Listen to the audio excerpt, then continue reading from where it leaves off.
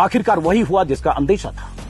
संसद में राहुल गांधी के भाषण का वो हिस्सा जिसे सुनकर खुद प्रधानमंत्री मोदी बौखलाकर खड़े हो गए थे, वो हिस्सा जिसे सुनकर अमित शाह खड़े हो गए थे, वो हिस्सा जिसे सुनकर केंद्रीय मंत्री भूपेंद्र यादव खड़े हो गए थे, वो हिस्सा जिसे सुनकर पूरी की पूरी बीजेपी बौखला गई थी, वो हिस्सा जिसे सुनकर बीजेपी के दर्जनों नेताओं के बयान चंद मिनट के भीतर सोशल मीडिया पर वायरल हो गए थे, वो हिस्सा जिसे सुनकर पूरा हिंदुत्ववादी ब्रिगेड का पूरा तंत्र हिल गया था, वो हिस्सा संसद की कार्यवाही से एक्सपंज कर दिया गया है, हटा दिया गया है। छोटा सा वो टुकड़ा 32-35 सेकंड का राहुल गांधी के भाषण का वो टुकड़ा जो सीधे सीधे प्रधानमंत्री मोदी को टारगेट करके राहुल गांधी ने कहा था। और पहली बार प्रधानमंत्री के तौर पर नरेंद्र मोदी ने 10 सालों के अपने कार्यकाल में 2 कार्यकाल गुजारे, कभी इस तरह से जो उन्हें सुनना नहीं पड़ा। वो तीसरी बार 18वीं लोकसभा में सीधे सीधे प्रधानमंत्री मोदी को सुनना पड़ा नेता विपक्ष की जुबान से, और वो बौखलाहट कल पूरे देश ने देखा। लेकिन वो हिस्सा संसदीय कार्यवाही से निकाला गया है। कल देर रात खबर आई